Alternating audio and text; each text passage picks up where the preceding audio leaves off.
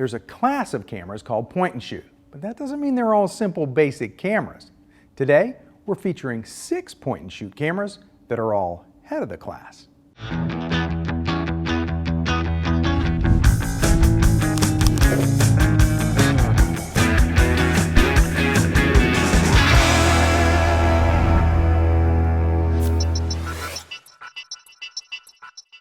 Hi, I'm Larry Becker. Today's review is more of a buyer's guide than an actual review. In fact, I've already reviewed several of these cameras individually, so this video will be more about understanding the various feature sets so that you can buy the perfect point and shoot camera for yourself or the photographer in your life. All 6 of the cameras I have here today are feature packed, and you'll find them at the high end of each respective manufacturer's list of point and shoot cameras. Allow me to introduce them. I've got the Nikon CoolPix P7700, the Canon PowerShot G16, the Leica C, the Sony CyberShot DSC-RX100 II, the Nikon CoolPix A, and the FujiFilm X100S. These are all modern digital cameras, so going through the entire feature set of each camera would really be time consuming. Let's have a look at the standout features, and whenever possible, I'll group these cameras together based on their feature sets. First, let's look at the sensor size. Now, I'm not talking about resolution, I'm talking about the physical size of the image sensor, regardless of megapixels. The Nikon CoolPix P7700, the Canon PowerShot G16, and the Leica C all use the smallest sensor. It's called a 1/1.7 inch sensor. The Sony RX100 II uses a somewhat larger sensor. That's referred to as a 1-inch sensor. And the Nikon CoolPix A and the FujiFilm X100S both have the biggest sensors of this group, an APS-C size sensor. In general, larger sensors from the same manufacturer capture better images with lower noise. Nevertheless, all of these cameras capture nice images. Just keep in mind that the larger sensor-equipped cameras will usually deliver the best final prints. Another consideration is the lens and whether it's a fixed focal length or a zoom. The 2 cameras I mentioned with the largest sensors, the Nikon CoolPix A and the FujiFilm X100S, have fixed lenses. The Nikon has a field of view, now they call this a 35mm equivalent, of a 28mm lens. And the Fujifilm camera's lens is equivalent to a 35mm field of view. These are both nice general-purpose lenses, and lots of photographers who like shooting with prime lenses will like the shooting experience with these 2 cameras. The zoom lenses on the CoolPix P7700 and the Leica C both have zoom ranges that are equivalent to a 28 to 200mm zoom. The Canon G16 has a 28 to 140mm equivalent, and the Sony has a 28 to 100mm equivalent zoom. Generally speaking, optical image stabilization isn't really necessary when you're shooting wide, like with a 28 or a 35mm lens. So the lack of anti-shake technology on the fixed lens models we have here is no big deal. You'll still capture sharp images. And the good news is that all 4 of the zoom lens cameras have optical image stabilization, so you'll get good results even when you zoom in. When it comes to shooting style, all these cameras can display live view images on the rear LCD screen, but the Sony RX100 II has a tilting screen, and the Nikon P7700 has a twist flip LCD. All the others have a fixed LCD. My habit when shooting is to hold my camera up to my eye because I like viewfinders, especially when I'm shooting in bright sun. The Leica, Canon, and Fujifilm cameras all have either an electronic or an optical viewfinder in addition to their LCDs.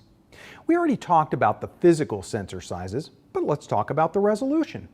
The Nikon P7700 captures 12.2 megapixel images. The Canon PowerShot G16 and the Leica C capture 12.8 megapixel images, the Sony captures a 20.9 megapixel image, and the Nikon CoolPix A captures 16.9 megapixels, while the Fujifilm X100S captures 16.3 megapixels. Next, let's talk about pocketability. The slimmest and probably the only one that'll comfortably fit in a shirt pocket is the Leica C.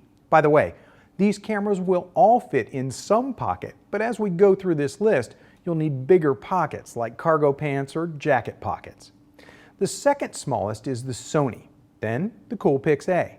The Canon G16 is bigger than that, and the P7700 is larger still, with the Fuji X100S at the largest end of the spectrum. And with its traditional looks, reminiscent of a rangefinder style camera from the 70s, it's not surprising that this camera has controls that work more like those traditional style cameras. For example, aperture is set using the lens-mounted aperture ring, and the shutter speed is set with a dial on top of the camera. All 5 of the other cameras set aperture and shutter speed digitally with menus and dials. With this in mind, if you or the photographer you're shopping for is a longtime photographer with an appreciation for cameras from the film days, and they like the mix of modern digital capabilities with a nice APS-C size sensor, then the traditional looks and controls on the Fuji X100S make this the best choice from the group. The images are crisp, with rich colors, and among the best you'll see from any point and shoot. If you're shopping for a Nikon fan, either of the 2 Nikon CoolPix offerings will be comfortable and familiar with menus, settings, and controls like you'd find on the Nikon DSLR family of cameras. The CoolPix P7700 is more targeted at the consumer with an interest in having lots of buttons, dials, and controls over how everything functions. On the other hand, the CoolPix A is targeted more at the pro who's comfortable with shooting with a fixed lens, and one who's interested in good quality images and lower noise in low light environments. A couple of these cameras have Wi-Fi built in, beginning with the Canon G16. The Leica C is not only the slimmest advanced point and shoot I have here today, it also has Wi-Fi on board, and you'll love the images you get from this point and shoot. And that Leica brand name carries a lot of weight with its reputation for quality. And a download of Adobe Lightroom 5 is included with your Leica C purchase. Let's wrap up here with a quick overview of video recording capabilities. All 6 of these cameras can capture 1080 HD video, but you'll probably get the best looking video from the Sony because of the frame rate and how it handles video files. The Canon and FujiFilm are also pretty good because all 3 of these have the highest video frame rate of the bunch, with 1080 HD video available at up to 60 frames a second, while the others record at 30 frames a second. All the cameras have onboard mics, but 3 support an optional external mic. The Sony RX100 II via its multi-interface terminal, and the Fuji X100S requires an optional adapter, while the P7700 offers an 1/8" mic jack on board. So if you need the extra versatility and quality audio you get from an external mic, it's going to be easier with the Sony RX100 II, the Nikon P7700, or the FujiFilm X100S. As you can see, there are strengths with each of these fine cameras, and depending on what features are most important for you with your point and shoot, there's an advanced point and shoot that'll deliver just what you need. For B&H and Kelby Training, I'm Larry Becker. Thanks for watching.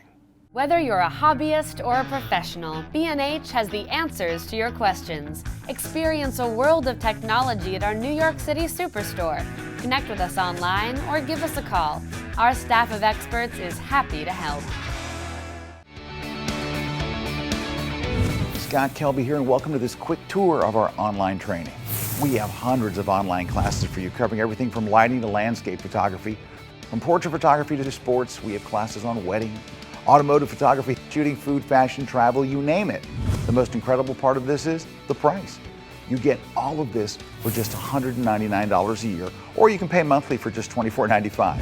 24-hour a day, 7-day a week access from anywhere in the world. I invite you to join with us today and start learning right now.